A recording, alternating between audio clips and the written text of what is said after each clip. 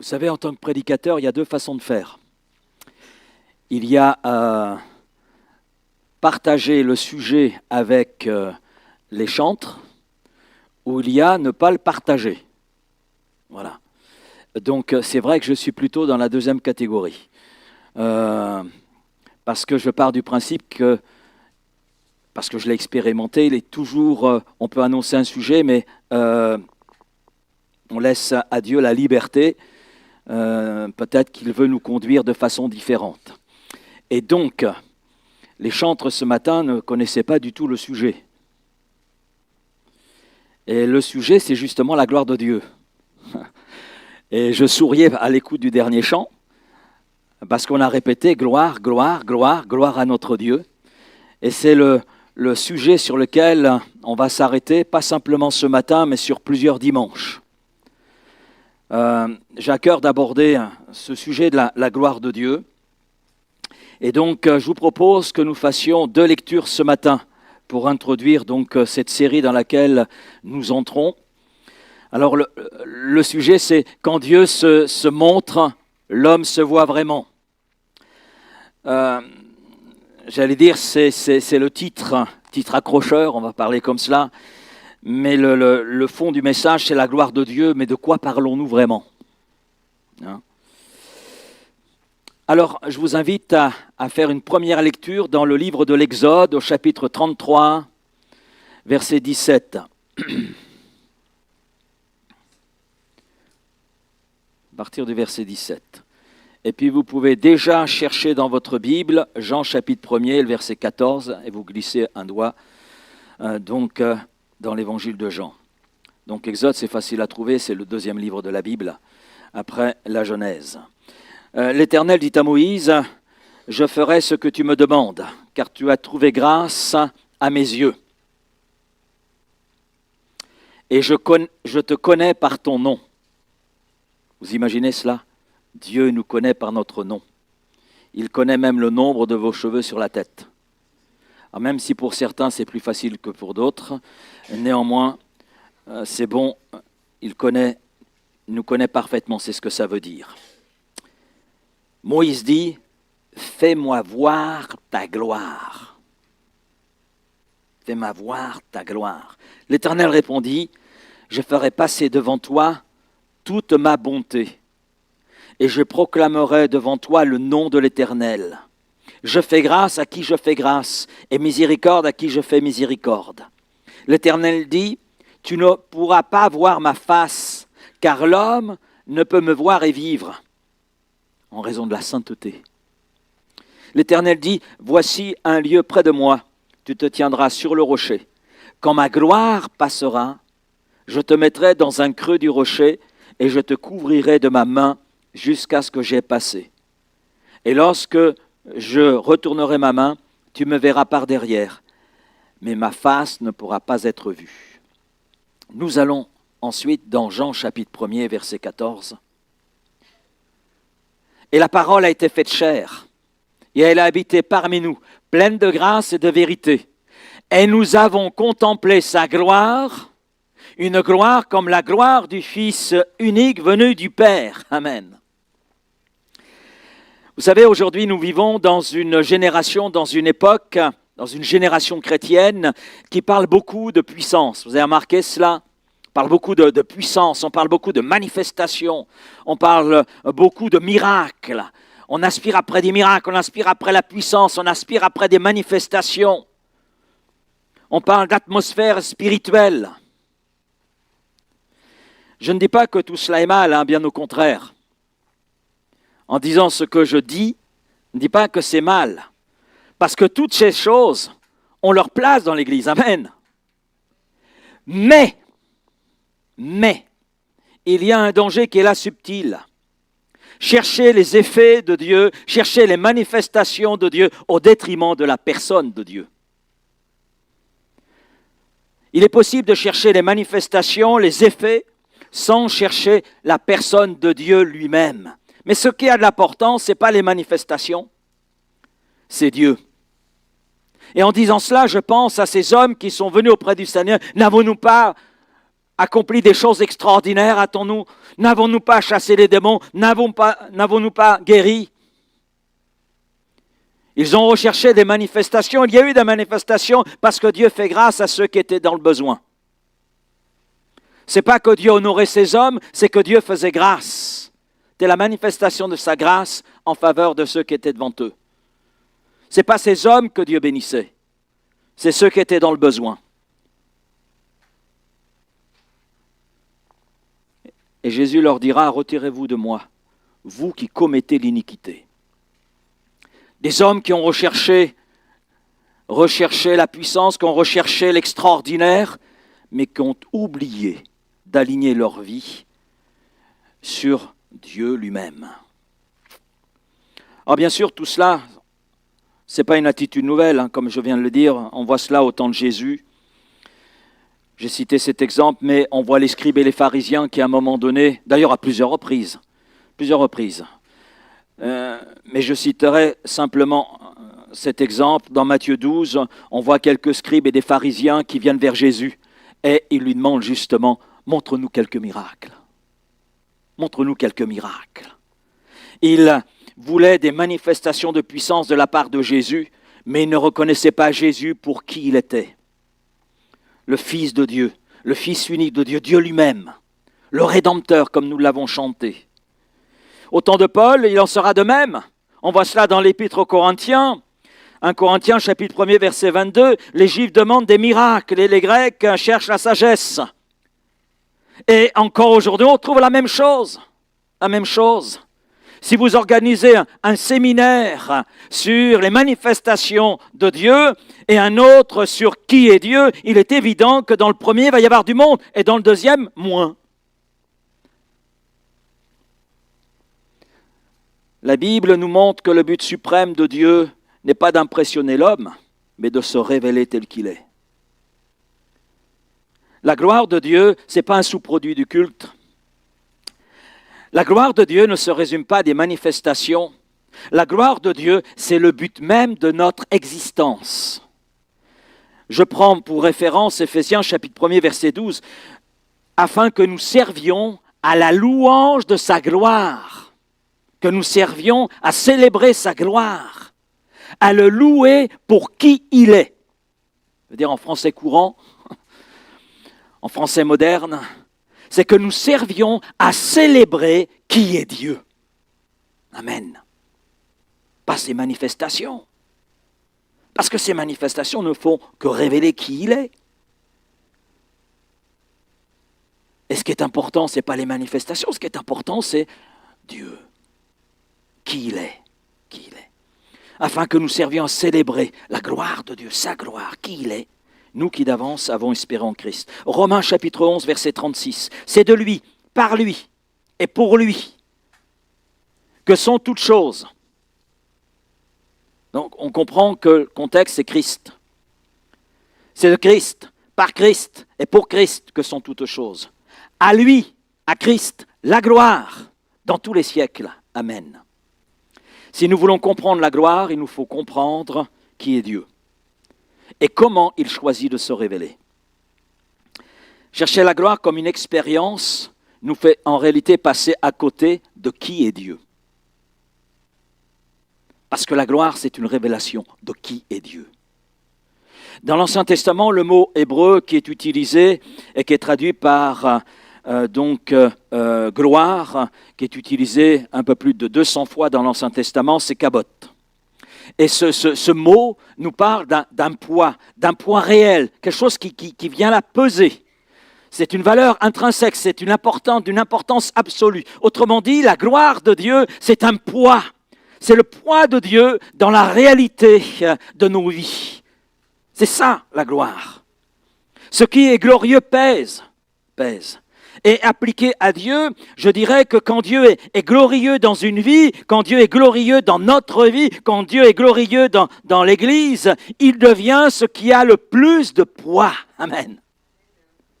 Sa parole n'est plus alors une option. Sa sainteté n'est plus négociable. Sa volonté devient prioritaire.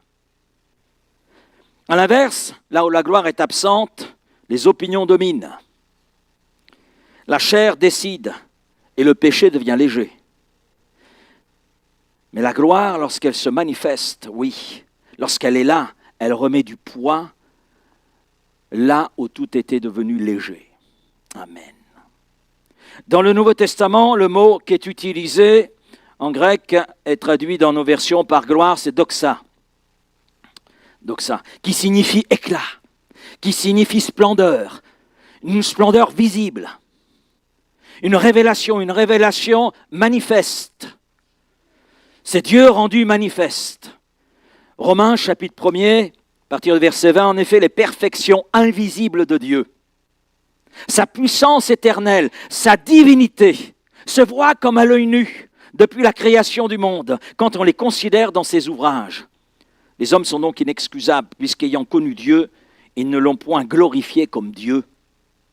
Ils ne lui ont pas rendu grâce, mais ils se sont égarés dans leurs pensées, et leur cœur sans intelligence a été plongé dans les ténèbres. Se vantant d'être sages, ils sont devenus fous. Ils ont changé la gloire du Dieu incorruptible en image représentant l'homme corruptible, des oiseaux, des quadrupèdes et des reptiles. Le psaume 19, verset 2. Les cieux racontent la gloire de Dieu et l'étendue manifeste l'œuvre de ses mains. La gloire de Dieu révèle, elle ne dissimule pas la gloire de Dieu, elle révèle, elle met en évidence. Elle met en évidence une splendeur. Elle met en évidence qui est Dieu. Amen. Elle met en évidence le caractère de Dieu. Elle met en évidence, oui, la grandeur, la beauté, toute la dimension qui est notre Dieu. Jean chapitre 1er verset 5, la lumière luit dans les ténèbres et les ténèbres ne l'ont point reçue. Vous savez, quand la gloire arrive, les masques tombent. Amen. Les fausses forces s'effondrent. La réalité du cœur apparaît. Et on a plusieurs exemples dans l'Écriture. Je vais en citer quelques-uns. Parce qu'à chaque manifestation de la gloire de Dieu, chaque fois que Dieu manifeste sa gloire, on observe un schéma similaire. On a Ésaïe, le prophète Ésaïe. Ésaïe, dans chapitre 6 et au verset 5, Ésaïe est devant la gloire de Dieu, la manifestation visible de la gloire de Dieu. Et devant ce qu'il voit, devant cette manifestation, eh bien, il dit « Malheur à moi, je suis perdu, je suis un homme dont les lèvres sont impures. » Mais Ésaïe est un prophète. C'est un prophète de l'Éternel. C'est un porte-parole de l'Éternel. Ésaïe n'était plus pécheur ce jour-là, mais il est plus conscient encore de sa condition devant la gloire de Dieu. Amen. Que la gloire de Dieu se manifeste au milieu de nous, afin que l'on prenne encore plus conscience de qui nous sommes. On a Pierre, l'apôtre Pierre. On le connaissait bien celui-là. Combien il nous ressemble. Ou combien nous le ressemblons. Pierre, dans Luc 5, verset 8, il dira « Éloigne-toi de moi, Seigneur, car je suis un homme pécheur. » Il est devant la révélation de la gloire de Christ. La présence de Jésus révèle à Pierre ce que sa routine cachait, ce que ses habitudes cachaient. Tout est là, devant la gloire de Jésus, tout est là mis en évidence. Et ça lui saute aux yeux. On a Jean, l'apôtre Jean, celui qui a écrit l'évangile qui porte son nom, mais celui qui a écrit aussi les épîtres et l'Apocalypse. Celui qui, à un moment donné, a penché sa tête sur la poitrine de Jésus. Celui qui était le seul présent à la croix. À un moment donné, il était placé devant la gloire de Dieu. Apocalypse 1,17, quand je le vis, il voit le Seigneur glorieux, celui dans lequel il a placé sa foi, sa confiance. Quand je le vis, je tombais à ses pieds comme mort. Un poids qui a pesé sur Ésaïe, un poids qui a pesé sur Pierre, un poids qui pèse sur Jean, alors qu'il est placé devant la gloire de Christ. L'apôtre bien-aimé est brisé devant la gloire du Christ glorieux. Mais ce qui est beau dans ces passages, j'en ai pris que 3, on aurait pu en prendre d'autres, mais je m'arrête là-dessus. Quand on regarde ces passages, ces témoignages, on s'aperçoit que la gloire ne condamne pas. Amen. Elle ne condamne pas la gloire, mais elle appelle à la grâce. Après la révélation, parce que Dieu se révèle à Ésaïe, Dieu se révèle à Pierre, Dieu se révèle à Jean, ils sont là placés devant la gloire. Et cette gloire les touche en profondeur. Cette gloire ne les condamne pas, mais cette gloire appelle à cette grâce. Ils sont là placés devant cette révélation et quelque chose se produit en eux. Ésaïe reçoit ce charbon ardent qui est purificateur, qui va toucher ses lèvres. Pierre reçoit un appel nouveau, renouvelé. Viens Pierre, suis-moi. Sors de ta routine, sors de tes habitudes. Viens, suis-moi, entre dans ma gloire. Et puis Jean reçoit une parole rassurante, ne crains pas. Et c'est lui qui nous rapporte toute cette révélation concernant les temps dans lesquels nous entrons avec ce livre de l'Apocalypse.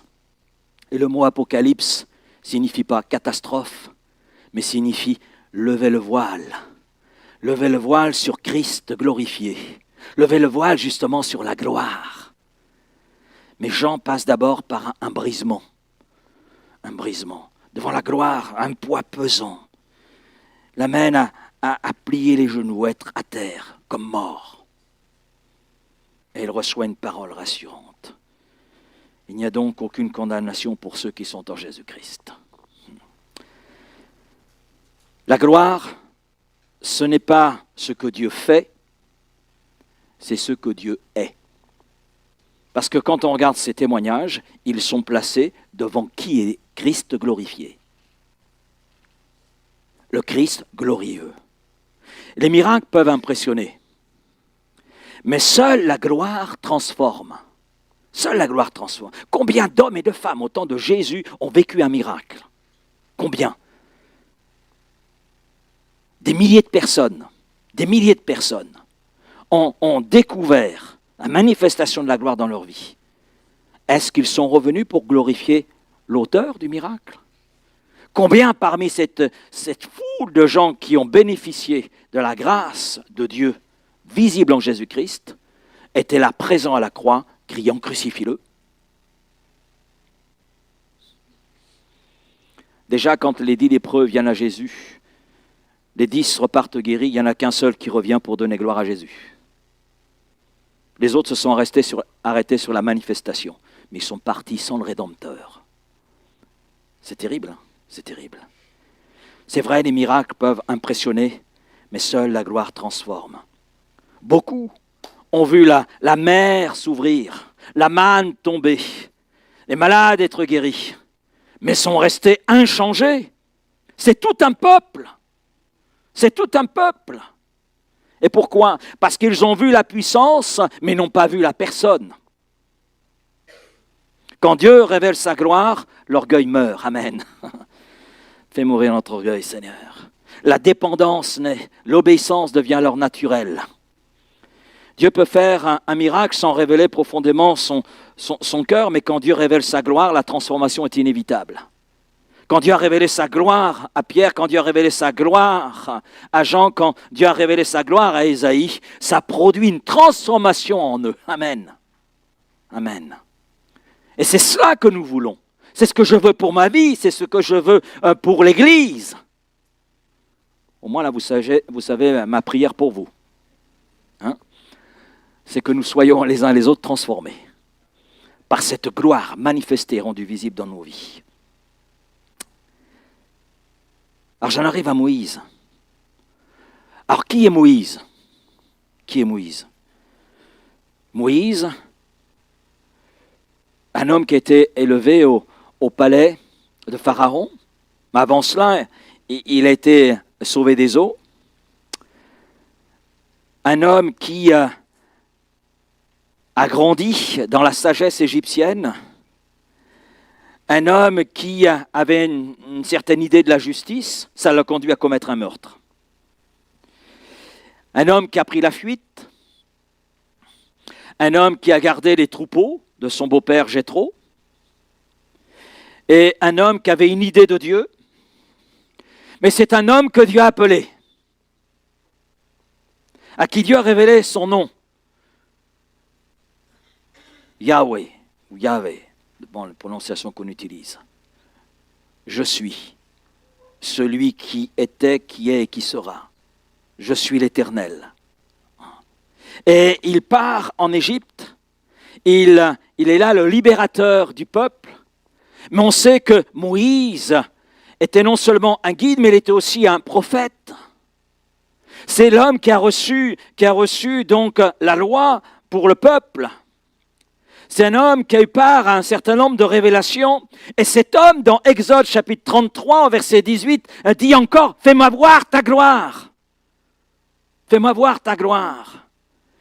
Oui, ce Moïse qui parlait avec Dieu face à face, nous dit l'Écriture. Ce Moïse qui avait vu des miracles, qui a reçu la loi.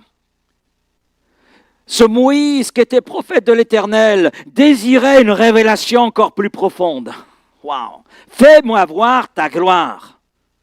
Oh Moïse, t'en sais pas suffisamment? T'en veux d'autres? Oui. Oui, fais-moi voir ta gloire. J'en veux d'autres de ta part. Je veux encore entrer plus profondément dans la connaissance de qui tu es. Fais-moi voir ta gloire. On peut être engagé avec Dieu. On peut servir Dieu depuis X années. On peut même parler avec Dieu. On peut obéir à Dieu. Et pourtant désirer une révélation encore plus profonde. Avoir faim de plus. Amen.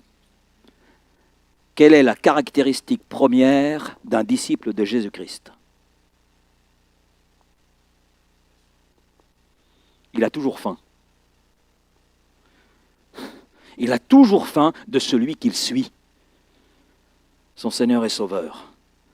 C'est la caractéristique fondamentale d'un disciple. Il a toujours faim de plus, toujours faim d'apprendre, toujours faim de connaître, plus celui dans lequel il a placé sa foi. Et Dieu répond à Moïse.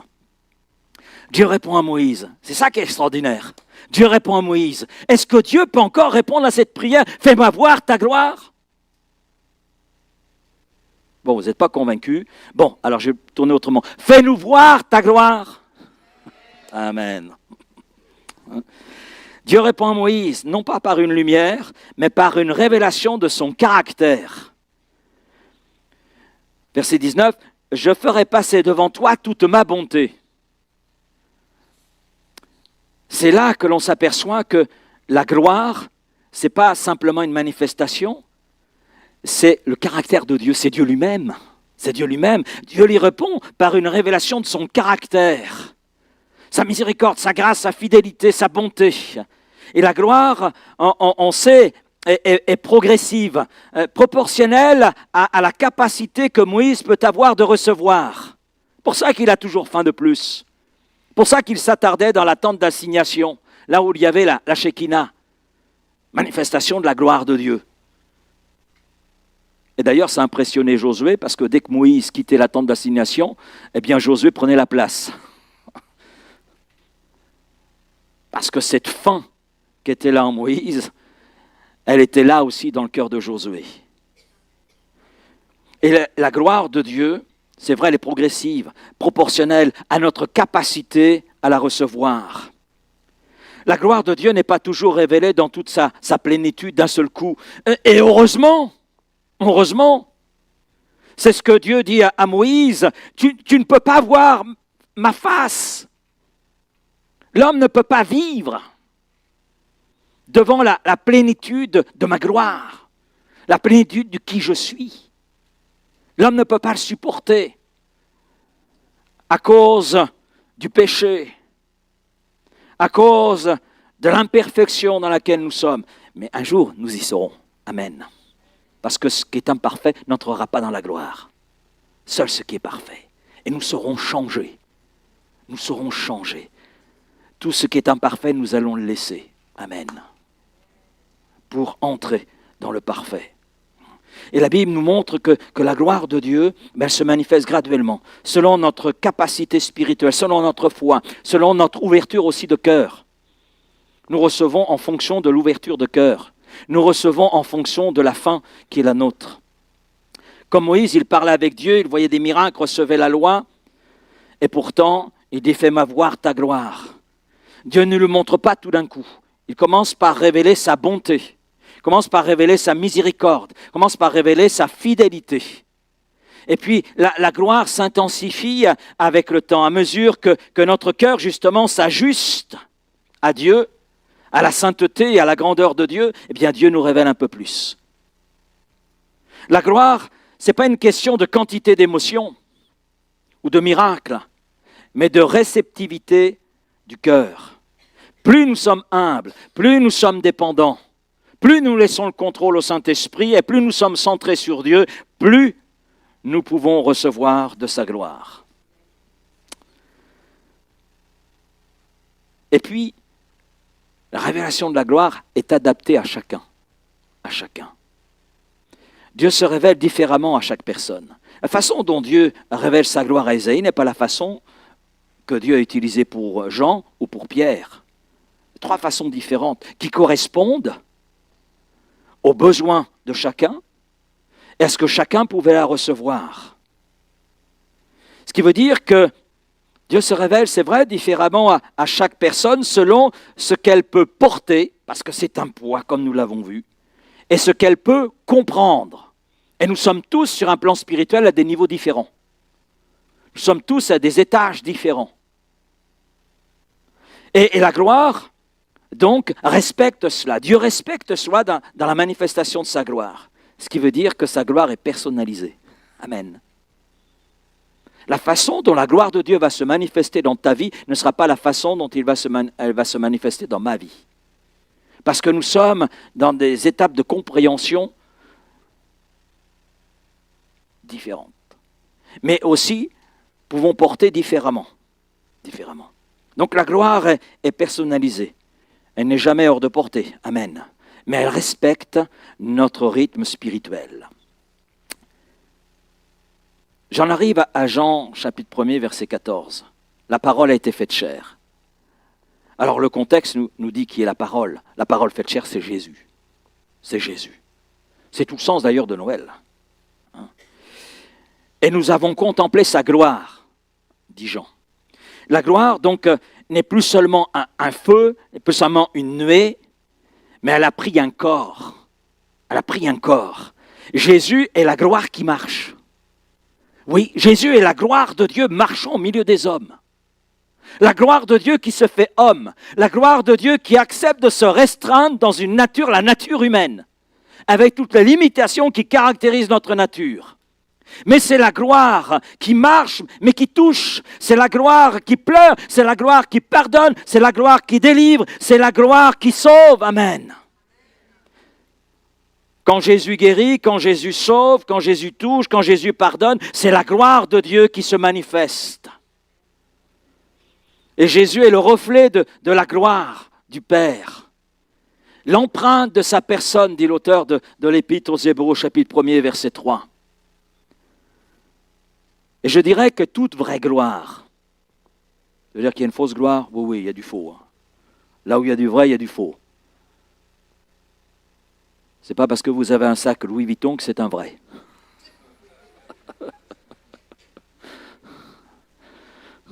Il y a peut-être le nom dessus, mais...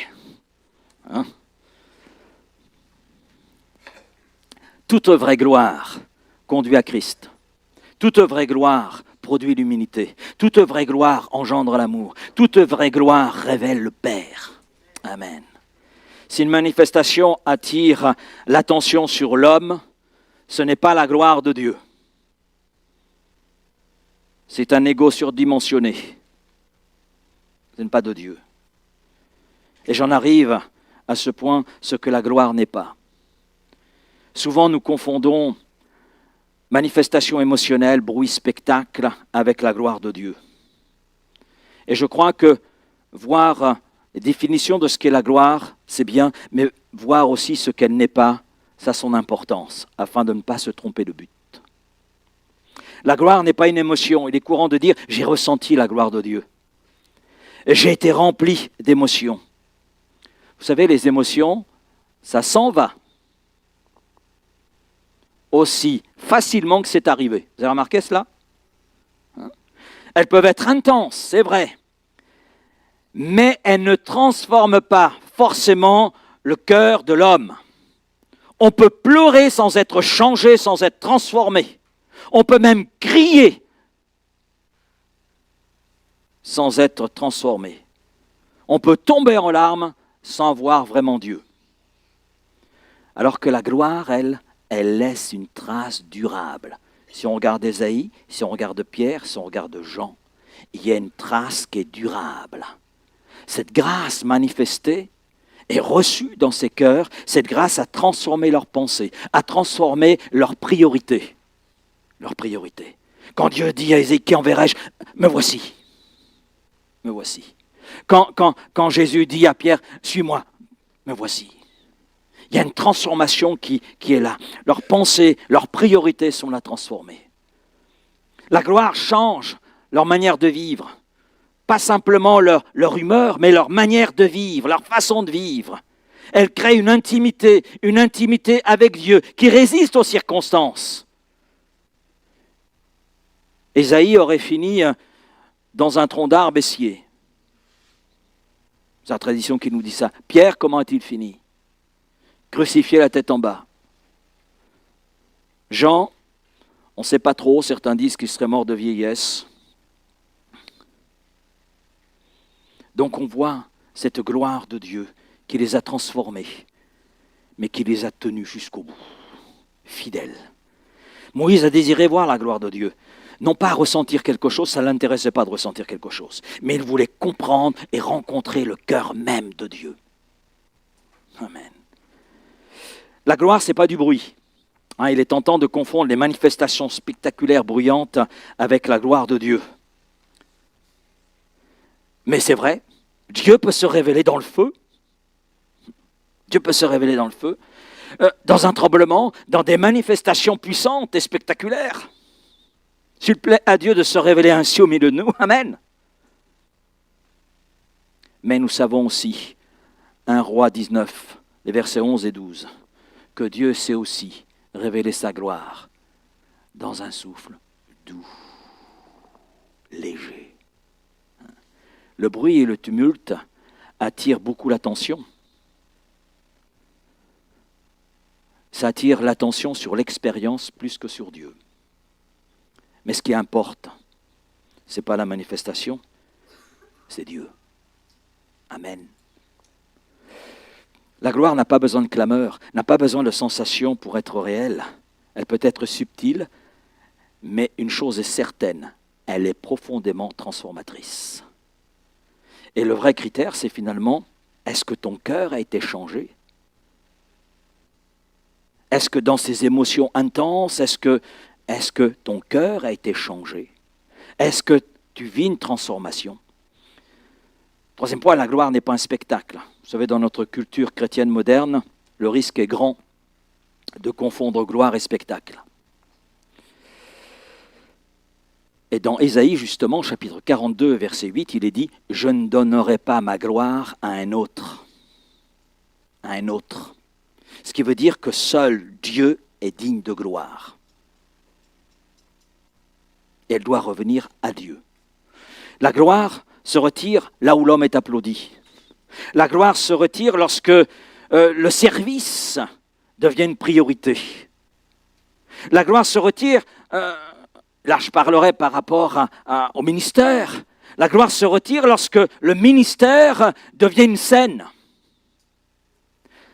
La gloire se retire lorsque la célébrité remplace la sainteté.